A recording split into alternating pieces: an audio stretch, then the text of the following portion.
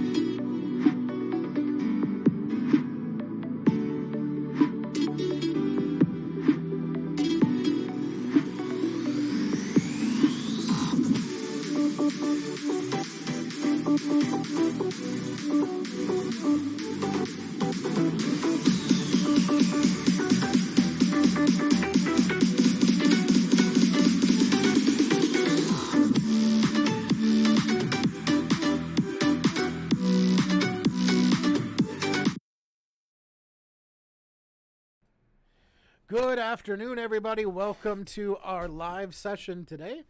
Thank you for watching, whether you are watching live or you are watching the recording. I'm really happy to be doing the live session again here. We haven't done one in a few weeks here. I was either having computer issues or big time constraints with various things, and it just, it's been a rough semester. I know it's been a rough semester on us all. And so all I really want to talk about today is the mock interview that you're going to be doing the week that you come back from spring break. Next week is spring break, so you won't hear anything from me next week. So this will be the last thing that we do before we come back from spring break. So the first thing that I want to do today is give you all props, right? Like, you all deserve some praise here, because I think this is the first time that I've gotten an entire class to register for the mock interview prior to the due date, which is great. Right, I went and looked at the spreadsheet before the live session today, and it looked like everybody that's registered for the class has their name in a spot. Now that you've done that, however, that is your spot. All right, so that's the time that I'm going to be expecting you to be here. So I want to talk a little bit about sort of the expectations of this mock interview, what we're looking for, kind of how it's going to work. And then from there, we'll talk a little bit about some of these questions here that we have from the Workplace Stack Exchange that should help you prepare for that mock interview. So the first thing that I'd like to say here is to take it seriously, right? You've scheduled yourself a time to do your interview. So that's the time that I'll expect you here, right? You don't want to get here too early. You want to get here as close to that time as possible, right? Because, in a real world situation, you want to be respectful of your interviewer's time. They have that time blocked off for you the rest of the time of their day. They have other things to do, right? Because they're working another job. They're putting in effort doing this other stuff.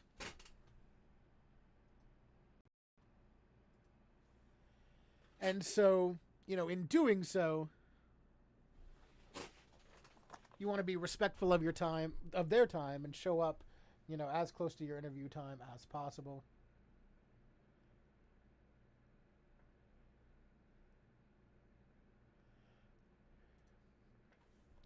So there is that. Another thing is I'd like for you to dress appropriately, right? Like, even though it is a mock interview, take it seriously, treat it like the real thing. What we'll do is I'll bring you in, I'll explain the process to you for just a few minutes. We'll go into interview mode, we'll do the interview mode, or we'll do the interview. The interview will take roughly, for most people it takes about a half hour. Right, there's about 7 or 8 questions that I'll ask you, maybe more, maybe less, depending on some of the answers that you give me. And then after that, we just take some time to talk about how you did and talk about different things. So I schedule out an hour's worth of time, but we might take the whole hour, we might not. Right, it all just depends. In terms of the job that you will be mock interviewed for, that is all dependent on whatever your degree program is. If you are taking multiple degree programs, I'll let you choose. If you're programming and if you're in the programming track, I'll be asking you web development type questions. If you are in the networking track, I'll ask you networking questions. If you are in the security track, I will ask you security-based questions. And so there are some questions that are generic that I ask everybody, and some questions that are specific that are only for those degree tracks. And they kind of vary from interview to interview. So I think that's the process in a nutshell. So I'd like to talk just really briefly about preparation. So this individual here on the Stack Exchange asks, is it in general best not to over-prepare for a job interview? Given the choice between sufficient sleep and preparing, e.g. for a technical interview, what are some general recommendations? So when they're talking about a technical interview here, they're talking about an IT type of interview, right? So that's one of the things that we can talk about in the beginning, and we have another Stack Exchange question that's going to address this shortly. Is the idea of a technical interview and what you should prepare for on it and what you can kind of leave to the side. In general, it is, you do want to prepare. You want to prepare yourself on as much as possible, right? But there, what I would suggest, and we'll talk more about this in a minute, is if there is a job description with KSAs, with knowledge, skills, and abilities, you go look at that as the source to be your study guide for what you would need to study and brush up on. So it should have specific skills in it that you can study up on and make sure you kind of have the basics on before you go into the interview. Now, with our mock interview, I'm not giving you a job description. I'm not giving you KSAs, so you don't have that ability. In this case, I like for you to be kind of on your toes so I can see how you respond in that sort of situation where you're not maybe 100% prepared for the questions that you're going to be asked. But if you have some KSAs, that's one thing that you can do is kind of use that job description as a study guide and then, study some of that stuff, right? But when it comes to, getting adequate sleep and cramming that next thing in there, right? There's a likelihood that you probably won't even remember that thing that you crammed in there anyway when you get in front of the interviewer. So get that sleep first. Right? Prioritize that sleep, because if you're well rested, that's going to help you think on your feet better. That's going to help you, just in general, respond better. You'll look better, right? When you're well rested, you look better. You don't look tired, and so on and so forth, right? So if the choice is between getting sleep and preparing for an interview, get that sleep. When it comes to preparing for an interview, if you're going to prepare for technical questions, use those KSAs as a jumping off point for what you need to study. Now, with that being said, there are certain questions that you can prepare for that you can almost guarantee will be on an interview. For example, the most common one in every single interview I've ever been in, and every single interview I am aware of, the very first question is, tell me about yourself. And when they ask you this question, as we kind of discussed in the module, they don't care about your personal life. They don't care about your hobbies or anything like that. They want to know about who you are as an employee that has allowed you to get to this point where you are now. They want to know about your background. They want to know about your education. They want to know that elevator pitch for you. Right? The short, paragraph or so that puts your best foot forward, that shines a light on all of your best qualities as an employee, that highlights the things that you know. Right? That's the big thing there, is this is this tell me about yourself question. Why? It's essentially asking me, you know, what have you done that would make me believe that you'd be a good employee for me? Right? That sort of thing. So that's basically that question in a nutshell.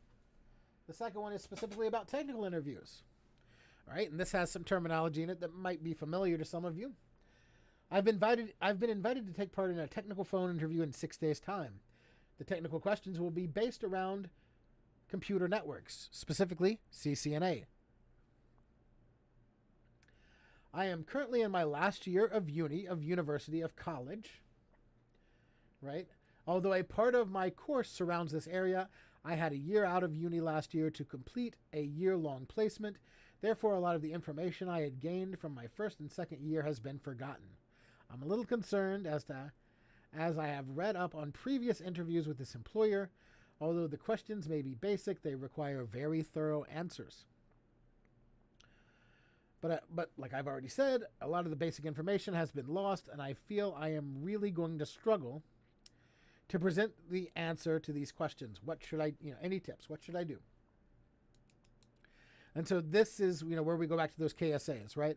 This individual knows that they're going to be working with or asked about computer networks, specifically CCNA.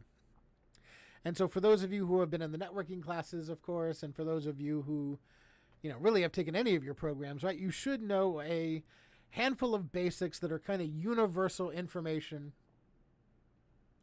regarding your discipline area. You might not even know that you know it right now. Right? But there's some general knowledge questions that are about these areas, about networking, about security, about programming or whatever, that people will expect you to know. Right? Like this individual says here, that they're basic questions. Now, the problem is when, it's been a year or two, and you forget, right? You don't necessarily remember every single thing, right? Like if I asked you, if you were a networking student and I asked you to tell me about ARP and what ARP is, right? You might not remember ARP from your classes, although you definitely did talk about it. Again, this is a great place to go back to those KSAs, go back to that job description, see what they have in that job description as the important things that you should be able to know and or do, and study the basics surrounding those things just to brush up on it, just to refresh yourself on it. And again, I understand that it's more difficult to do that with this mock interview that we're doing because I don't give you a job description. And again, that's kind of the point, right? I want to see how you react in situations where you know, and I want to see how you react in situations where you don't know. So you might know the answers to some of the questions, and you might not know the answers to some of the questions. And that's going to be the whole thing there. Use that job description. Study, revise, take some time, right? You know when your interview is going to happen. So you can budget your time between now and then to go review some core concepts, go review some basic things. You can't plan for everything, but you can do some due diligence to try to make sure that, you've got at least most of your bases covered. And if they throw you a real curveball and you don't really know how to react to it, there are ways to deal with that are appropriate in these situations. But the final Stack Exchange question that I have for us here is contact with interview officer. I'm in a situation where I'm looking for a job. I am invited for my first job interview. Hooray. On the invitation letter, I'm informed the name of the officials to whom I will have to meet. I thought it might be a good idea to get some information about them for example, their field of interest, expertise. But problem is when I see them on Zing or LinkedIn, social media, right? They get the notification. Will it make a bad impression? And I chose this question here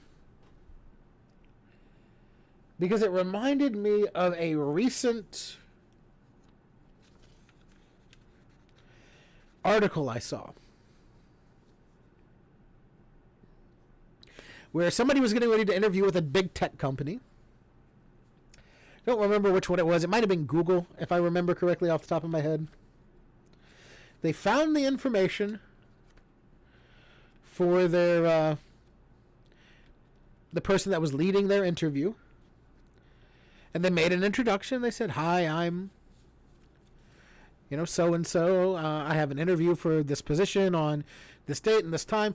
I always think that's a good idea to, at the very least, reach out, try to make an introduction, try to make a good impression, just via email or what have you. Just saying, I'm looking forward to meeting with you, so on and so forth, right? So I don't think that, in my opinion, kind of figuring out who your interviewer is and even going so far as to reach out to them, I don't think that leaves a bad impression. I think that is just fine. Right? I wouldn't necessarily add them as a contact, but send them a nice message saying, introducing yourself, letting them know I have an interview for this position on this date. I'm looking forward to meeting you. That's good, right? Like, one of the first answers here says, don't try to make them a contact before your interview, right? Like that's one of those situations where it's like, that's probably better after you got the job, right? That might leave a bad taste in somebody's mouth, but just making a general introduction and learning and trying to learn more about them and what they might be interested in can give you a tactical advantage because it can give you an impression regarding what questions they might ask. But this guy with this Google interview went a step further and he said, would it be possible if I could have the questions for our interview ahead of time so I can make sure that I give you the best answers that I can for them? And his interviewer said, nobody's ever asked me for that before. I don't see why not. Here you go. And gave them the questions. Don't try that with me because I'm not going to give them to you, right? Like one of the things that I want to see is how you handle being thrown a curveball. But that just kind of goes to say that it never really hurts to try to reach out and make an introduction and try to make a good first impression on somebody. You don't want to be weird, you don't want to be creepy, and you want to keep it professional. You send one message, you don't hear back from them, you wait until the interview to go do the interview, you're fine. Right, chances are they'll probably forget about it anyway, right?